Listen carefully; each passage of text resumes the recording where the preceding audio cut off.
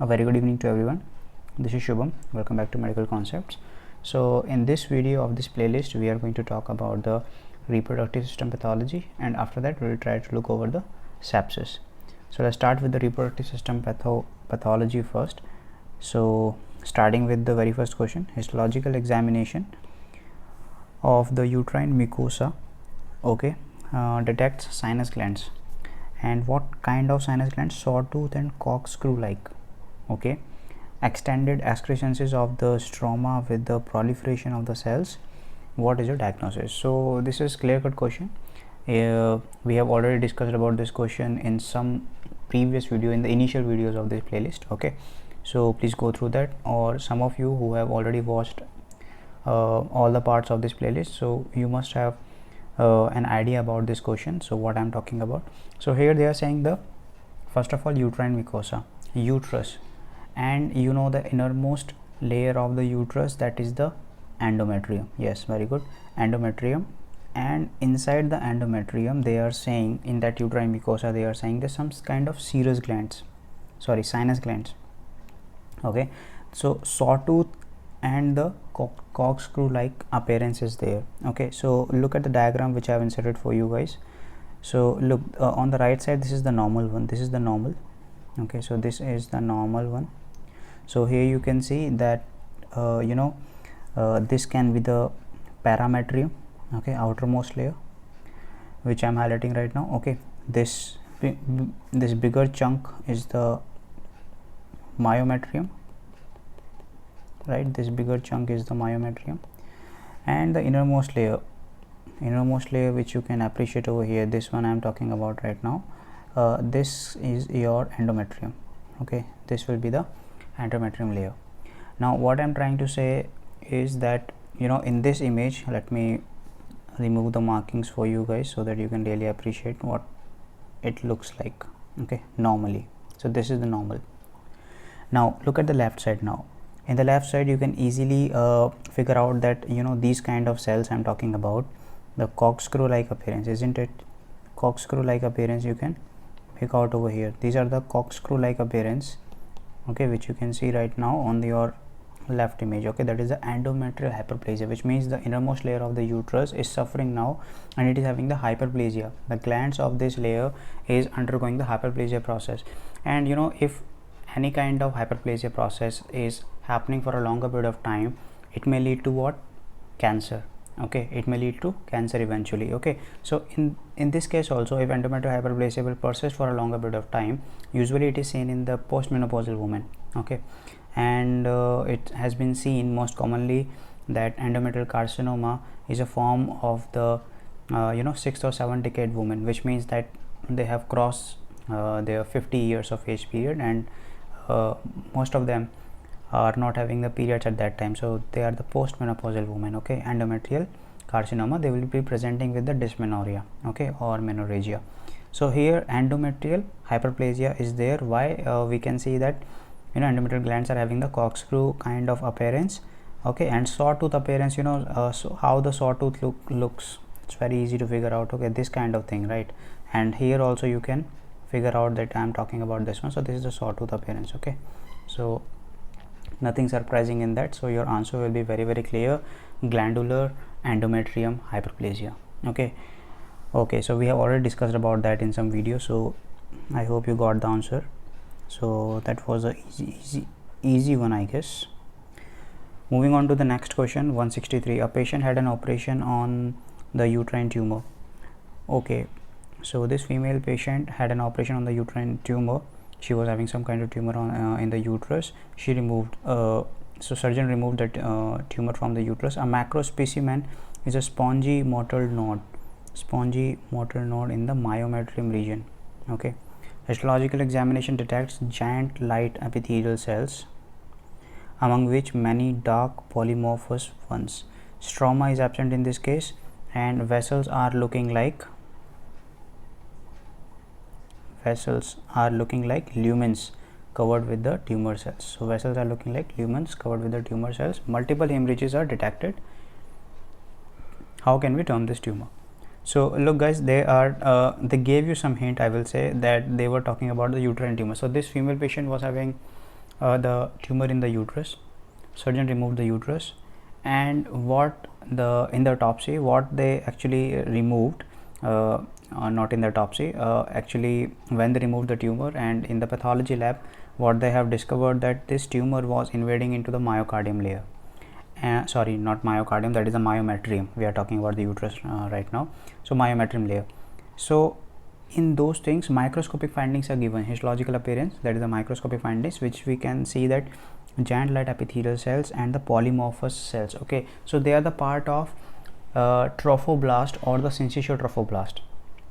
Okay, trophoblast or the syncytial trophoblast, and they are the part of placenta.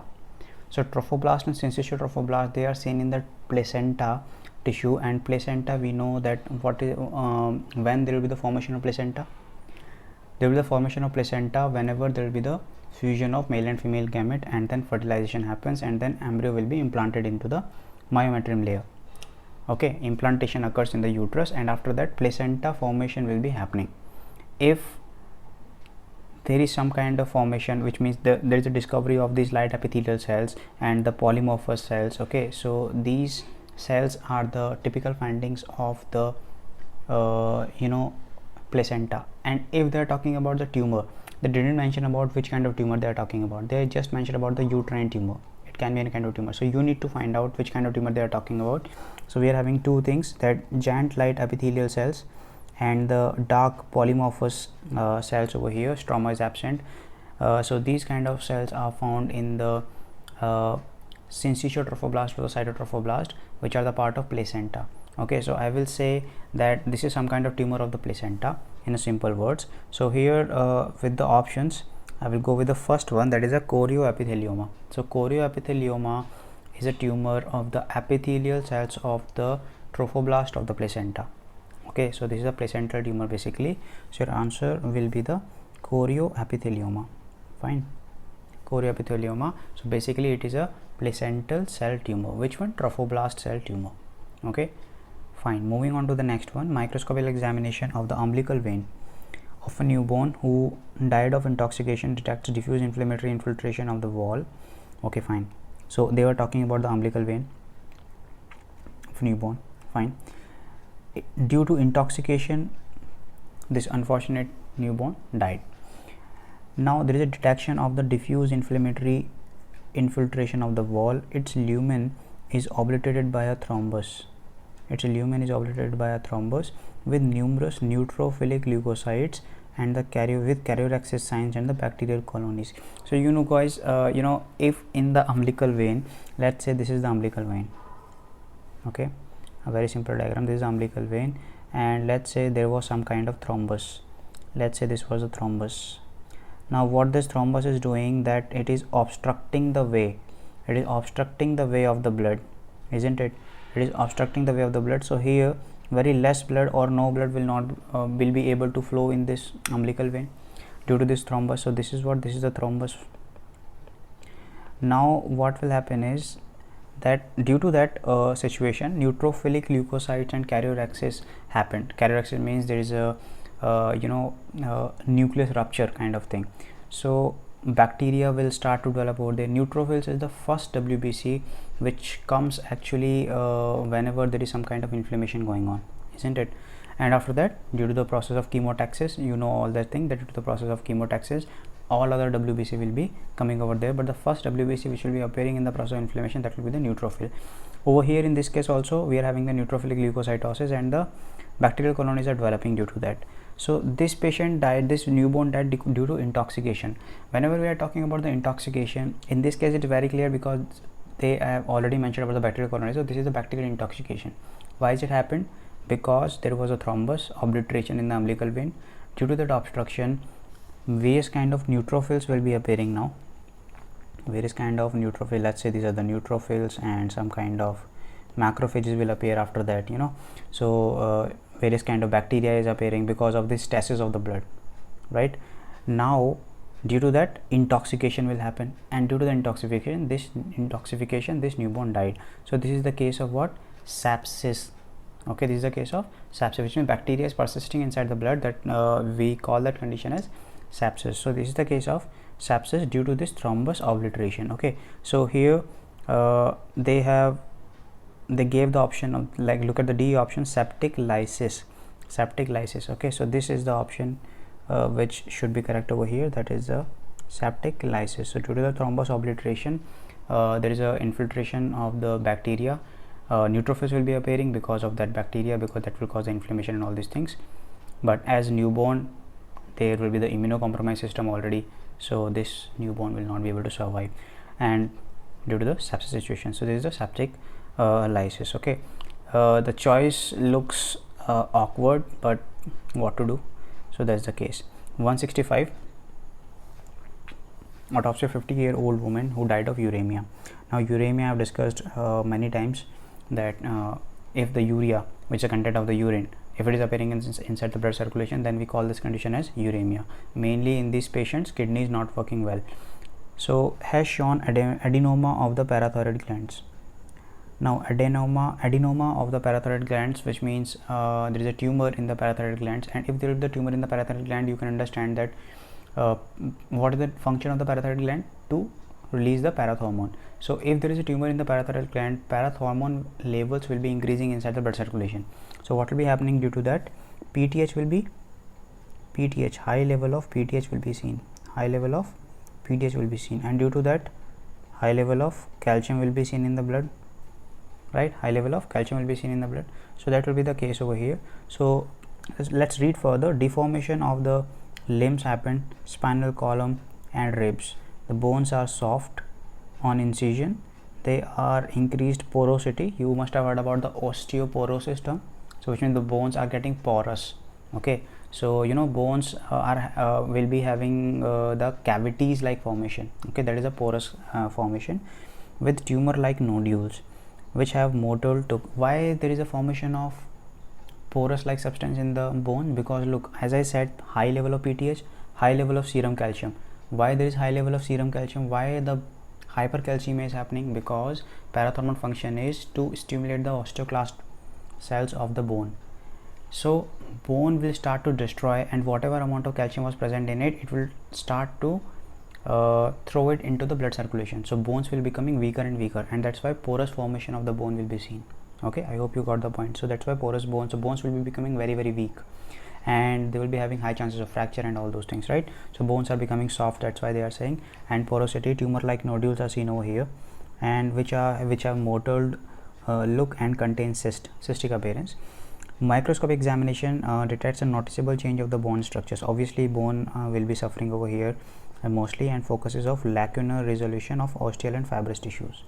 So what are the most possible disease? So guys, this is not that easy question.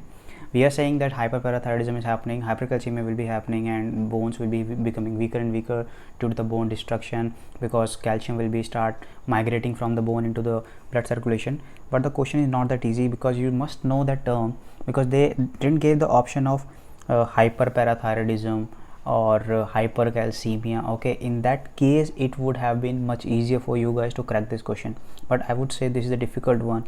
So the thing is, this is the von Recklinghausen disease, and this is the type of the neurofibromatosis 1. This is the type of neurofibromatosis 1, NF1. Why I'm saying this is a little difficult for you guys to crack this one? Either you have studied about this one, or you don't know the question. That two cases can be there, or you can actually guess the question. So Recklinghausen disease, this is a von Recklinghausen disease. This is also called a neurofibromatosis 1, and many types of neurofibromatosis 1 are seen. Actually there is a genetic mutation, and in this particular case, as I am talking about the parathyroid adenoma, as I have talked about the parathyroid adenoma, this is a type of bony destruction. Okay, and we are calling that as osteitis deformans. We are calling that as osteitis deformans because there is a deformity of the bones. So osteitis deformans. Okay, so this is a type of osteitis deformans. So I am writing it over here as well for you guys so that you remember. So this is the case of osteitis deformans, or I can say that this is a von Recklinghausen disease of the bone. Okay, so there is a case. Let me show you the image over here. This is the X-ray of the hands of this person, and look, the bones are becoming actually brittle and weaker, I would say rather. And look at the cavity over here, which you can easily appreciate, isn't it? Here here with the arrows they have mentioned. Okay, and look at these bones as well. Look at these bones, they are not so much dense, they are not so much dense, right? So appreciate over here, they're not so much dense. Okay, so that is the case. And look at the cavity. Okay, look at this cavity, I'm talking about this one, isn't it? And this one. So that's what I'm talking about. So this is the case of osteitis deformans seen in the von Recklinghausen disease of the bone. Okay, so I hope you got my point, and I hope you will not get these kind of question. You will get this kind of question, but very little.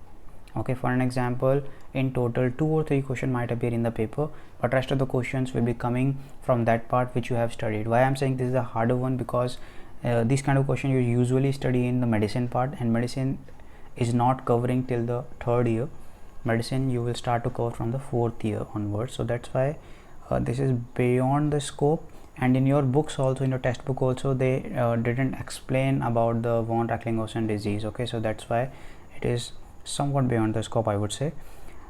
Moving on to the next one, question number 166. A 32-year-old woman died during the puerperal period. Autopsy has shown the signs of suppurative endometritis and purulent thrombophlebitis of the uterine veins. Okay, numerous abscess of the lungs, and not even the lungs, kidneys are also involved, spleen are involved, and myocarditis is also seen, apostomatous myocarditis and purulent meningitis also. So many kind of organs are involving, and abscess, they are saying abscess. This thing also we have discussed many times, that whenever we are talking about the abscess is some kind of pus formation. And why there is pus formation? Because of the bacteria involvement inside the body, isn't it? So whenever there is a formation of abscess, there is a formation of pus, and pus we call that as pyo. Pyo means pus, pyo, pyo means pus. And because it is affecting many organs. Why it is affecting many organs? First of all, there was let's imagine this situation.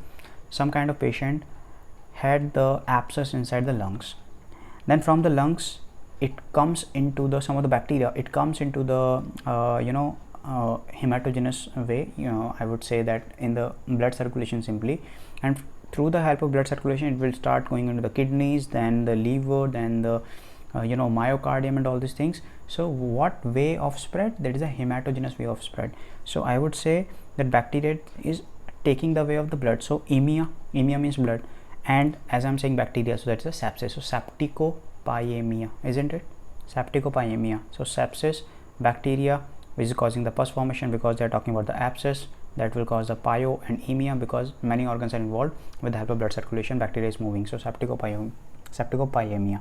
Okay, so that's how your answer will be, the septicopyemia. Fine. Moving on to the next question, question number 167. During an operation, 39-year-old woman, an enlarged uterine tube. Uterine tube is a fallopian tube, and part of the ovary with a big cyst were removed. Actually, histological examination of the mucous membrane of the tube wall detected decidual cells and the chorionic villi. What is the most possible diagnosis over here? So guys, they are saying, first of all, there was the tube enlargement. So enlarged tube. So look, let me make a diagram for you guys. Okay, so that it really makes a sense. So this is the uterus, let's say. Okay, and okay, here is the cervix, here it will be the vagina. Okay, this is the cavity. Okay, this one is the like innermost is the endometrium, then the myometrium, and then the perimetrium. Okay, these are the fallopian tubes, a very simple diagram. Okay, and these are the fimbriae. This one will be the ovaries. Okay, here it will be the adnexa. Fine. So this kind of diagram will be seen over here, very simple diagram. Okay, now what is happening? Actually, they are saying that enlarged uterine tube, isn't it? They are saying that enlarged uterine tube and part of the ovary with a big cyst was removed. Then they checked that uterine tube in the pathology lab, and they found that there is the tube wall. They detected decidual cells and the chorionic villi. Chorionic villi, placenta formation. Whenever there will be the placenta formation, which means there had been the fertilization process, which means there was a zygote, isn't it? But what is the normal location of the zygote? It should be present. Implantation should be present over here, isn't it? Implantation should be present over here or over here, isn't it? In the uterus, and uterus can go bigger and bigger and bigger and bigger and bigger, isn't it? Till the 40 weeks of pregnancy. On an average, we know that 37 to 42 weeks is the normal period of gestation. Before 37 weeks, that is the premature labor. After 42 weeks, that will be the post mature labor, okay, or we can say post term labor rather. Fine. Now what will happen if they are saying that, you know, tubal enlargement was saying and chronic villi was seen over here? Now this tube, okay, this tube will be having problem. They are saying what? They are saying that tube is having the chorionic villi, okay, tube is having the chorionic villi. So which means some kind of placenta formation they found over there, some kind of placenta formation. What I am talking about, let's say this is the placenta formation was there. They removed actually the tube, they removed that tube actually, okay, they made a cut over there, and they removed the ovary as well, okay. So that part has been removed now, that part has been removed, okay. Now they found that this one, there is a you know, placenta, chorionic villi they have mentioned over there. So this kind of pregnancy, so this is the sign of pregnancy actually. Chorionic villi is found in the placenta. If you have found placenta, which means there has been pregnancy. What happened is, but it should be implantation of that child, or implantation of that baby should be happening into the normal location inside the uterus. But if it is happening in the uterine tube or fallopian tube, then this is the problem. How this is a problem? Because this baby will not be able to survive, because this baby has to live within the uterus. Normally I'm talking about for an approximate period of 9 months. Will it be able to survive in the fallopian tube for the 9 months? No, because after 2 or 3 months, maximum after 2 or 3 months, there will be the ischemia, and due to the ischemia this baby will be dead, and due to that there can be abortion, or either there can be the complications of this ectopic pregnancy. So what I've said the term, that is ectopic means abnormal location. Ectopic means abnormal location. So this is the abnormal location of the pregnancy. So I'm saying what I said, that this is the case of ectopic pregnancy, okay. So this is the case of ectopic pregnancy, okay. So remember that. Or you can say tubal pregnancy. It is a type of tubal pregnancy, but a broader term I would say ectopic pregnancy. So this is the case of tubal pregnancy, okay. I hope you got my point. Now what is the answer over here? Very simple. What is the most probable diagnosis or most possible diagnosis? Yes, that is the ectopic pregnancy or tubal pregnancy, because the pregnancy was happening inside the tubes, uterine tube or the fallopian tube, okay. I hope you got this very clear in your mind, okay. Moving on, let's move on to the infectious disease now, and we will be talking about the first one, that is the sepsis, okay. So let's talk about the sepsis now. Moving on to the question number 168. Autopsy of a young man who died in the coma has shown extensive thromboembolic formation of the left hemisphere, okay. Now thromboembolic infarction of the left hemisphere, large septic spleen was seen, immune complex glomerulonephritis, okay. You know that is a type 3 hypersensitivity from the pathphysio part. Ulcers in the aortic valve hidden by a aortic valve. Whenever there is an involvement of valves, remember first of all, whenever there is an involvement of valves are a part of endocardium. So if there is an inflammation of the aortic valve or mitral valve, or they are saying simply AV valve or semilunar valve, then your answer will be endocardium, okay. If there is inflammation, endocarditis, isn't it? Endocarditis. However, there are the types of endocarditis. It can be, you know, related to the rheumatic endocarditis, it can be related to the bacterial endocarditis, infective endocarditis, but that is they are talking about the endocarditis if they are talking about the valves, okay. So remember that. Ulcers in the aortic valve hidden by polyp like thrombi, very important, very easy question actually. Staphylococcal colonies was there. So this is the bacterial ulceropolypus endocarditis. This is the full answer over there. bacterial because of the staphylococcus, ulceropolypus because ulcers are also seen over here, polyps are also seen over here. So ulceropolypus, bacterial ulceropolypus, endocarditis. Why endocarditis? Because ulcers are present in the aortic valve, isn't it? So bacterial ulceropolypus, endocarditis. Now in the given option, the most probable option would be over here is septic bacterial endocarditis. Can also be called as, can I say that as infective endocarditis? Yes, so that can also be the term which can be used over here. Or polypus ulcerative endocarditis, bacterial polypus ulcerative endocarditis, septic polypus ulcerative endocarditis, whatever you want to call that, you can call that as septic bacterial endocarditis or polypus ulcerative endocarditis. Okay, so look at the diagram which I have inserted for you guys. So look for the better understanding. For bacterial endocarditis, inside the valves, okay, for example, it can be involving the mitral valve, it can involve the aortic valve. Okay, so whatever valve they are involving, look at this green color, this is the bacteria which is involving what, involving the valves over here. Okay, so sometimes there can be a formation of ulcers and the polyps coming out of there. Okay, the polyps coming out of the wall, so we are calling that an ulceropolypus, and because it is causing by the bacteria, which bacteria? Staphylococcus. So that is the case of staphylococcus, or sometimes there might be the involvement of streptococcus as well. If there is involvement of streptococcus, that might be the rheumatic endocarditis as well. Okay, so remember that in the rheumatism, what happens is, what is the etiological factor? Group A beta hemolyticus streptococcus, remember? Yeah, so here they had talked about the staphylococcus. The choice is very clear, that will be the, yes, that would be bacterial endocarditis or the septic polypus ulcerosus. Okay, ulceropolypus bacterial endocarditis. Okay, because sometimes they gave you that choice, so that's why I am using the ulceropolypus endocarditis. Okay, fine. Moving on to the next question. A patient who had used drugs for a longer time had fever, signs of intoxication, and the pyuria. Okay, pyuria means WBC inside the urine. Okay, WBC in the urine, so do not confuse. Echocardioscopy detected massive thickening on the cardiac valves. Okay, fine, massive thickening of the cardiac valves. Remember guys, they are talking about the cardiac valves, endocardium involvement, isn't it? Staphylococcus, again staphylococcus, so this can be the bacterial endocarditis, isn't it? Was cultured in the blood. Now the patient died of pulmonary artery thromboembolism. Why there is thromboembolism? That's the question arises inside our mind.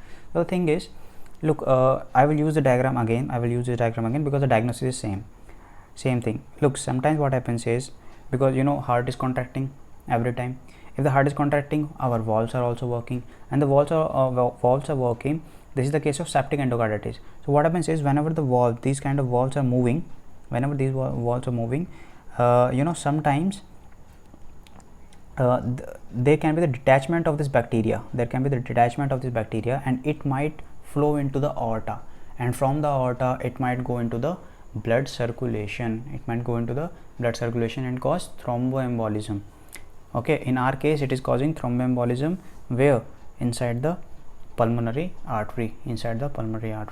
Okay, so that is the case which is happening over here. So your answer will be very simple, bacterial septic endocarditis. So here polypus ulcerative endocarditis or bacterial endocarditis or septic endocarditis or infective endocarditis, whatever you want to call. Okay, so that is the case, endocarditis, polypus ulcerosa. Okay, same questions, little different language, little different scenario and different options, but the concept is same, so remember about that. Okay, moving on to the next question number 170. Injury of an extremity caused long-term maturation and the patient died against the background of intoxication. Autopsy has shown general exhaustion, dehydration, brown atrophy of the liver, then myocardium, spleen, striated muscles, amyloidosis of the kidneys. Many kind of things are involved, many organs are involved. Okay, blood can be involved. Whenever you will see many organs are involved, how they can involve the many organs? It will start from one organ and it will start to destroy the other organs. From which way? Yes, most commonly it is the blood. That is the hematogenous way of spread. And how the which kind of thing? Bacteria can destroy that. That's why there is a brown atrophy of the liver. And one more thing, brown atrophy of all the organs. One more thing, injury of that extremity caused a long-term maturation and patient died because of intoxication. Intoxication means what? Most commonly the example of in the very second question, I think first or in the second question I have told you in the discussion when we were talking about this one, remember when we were talking about the reproductive pathology, here I told you that here also I told you about the infiltration, neutrophils and all these things. Okay, so whenever it comes in the blood circulation, it may involve many kind of organs. So here also they are talking about the intoxication. So here, but long term maturation, which means the bacteria is present for a longer period of time in the blood. So here my answer will be the chronic septicemia, because they said the long term maturation is seen, and after that in the autopsy they came to know that there is a brown atrophy of liver, lungs, myocardium and all these things, spleen and kidneys, and right. So the answer will be the chronic septicemia, because they said that there is a long term maturation, isn't it? Okay, moving on to the next question. 171. A patient fell ill with the diphtheria. Diphtheria, you know that this is a gram positive bacteria, and you know very well that what is the difference between gram positive and gram negative bacteria. However, there are many differences, but the very basic difference I am telling you. Gram positive bacteria will be releasing the exotoxins, gram negative bacteria will be releasing the endotoxins. If you want to compare which one is very dangerous or which one is more dangerous as comparatively, however both are dangerous, but gram negative bacteria are much more dangerous as compared to the gram positive, because gram negative bacteria they are having the capability to release the endotoxins, and endotoxins are most commonly responsible for causing the septic shock in the patient. And you know the shock condition is very dangerous situation for our patient, and septic shock and actually an acute condition, an emergency condition, and it can kill our patient in even less than 30 minutes sometimes. Okay, so that is an emergency situation for us. So diphtheria, it is a gram positive bacteria, it is releasing the exotoxins, keep that in your mind. Okay, I'm writing it over here as well. It is releasing what? Exotoxins. Okay, microbiology point. On the second week of the disease, acute heart failure developed. Okay, fine. So this diphtheria came into the body and start showing its actions. On the second week of the disease, heart failure developed, and that led to the death of this unfortunate patient. Now autopsy showed that there was a dilation of the right heart ventricles, the dilation of the heart ventricles they said, and mottled flaccid myocardium. Histologically there was numerous focus of myolysis, means like destruction of the cardiomyocytes, okay, destruction of the myocardium layer, with small perifocal lymphoid infiltration have been detected. So what happens is diphtheria actually entered into the body, it caused the ventricular failures because of the myolysis, because of the destruction of the myocardium. So now what caused this acute heart failure? Very simple. Who caused that? Diphtheria, and diphtheria is a gram positive bacteria. Over here this is the case of what, and which particular part of the heart was involved? That is the myocardium. So myolysis was happening, right? So this is the myocarditis case. Why that was myocarditis? So there are two options, guys. One is the B option, bacterial myocarditis, okay, and one is the last option, bacterial exotoxic myocarditis. Okay, B option could have been our choice, but as they gave some detailed option, that is the bacterial exotoxic option, exotoxic myocarditis, so I will go with that one. So your answer will become that bacterial exotoxic myocarditis, because I said that diphtheria is a gram positive bacteria and they release exotoxins. So that's why I'm going with this option, bacterial exotoxic myocarditis.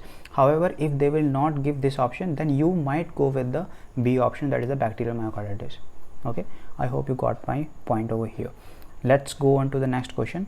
Autopsy 172. Autopsy of a dead 18-year-old man has shown a Murray spleen. Murray spleen means like black colored spleen. Okay, so do not confuse yourself in that. Weighing 580 grams. Usually the weight of the spleen is around the 200 grams, and they are writing about the 580 grams, so it's almost triple of the normal weight of the spleen. So with a big smear of the pulp, you know we are having the white pulp and the red pulp. Okay, if you want to revise the spleen, just go through the spleen video in my channel, okay, and then you can revise the white spleen, what the white spleen and what the red spleen and all those things. Okay, histologically a significant proliferation of reticular cells, the presence of numerous mature neutrophils in a sinusoid capillaries. Okay, so mature neutrophils. Why there is neutrophils? Because of inflammation, obviously. Why there is inflammation? Because of bacterial involvement. Okay, fine. So I want to say that if there is mature neutrophils, I'm talking about the spleen, which means there is a bacteria involvement inside the spleen. So inside the spleen there is a bacteria which will cause the inflammation and which will cause the higher level of neutrophils over there, because there is inflammation going on.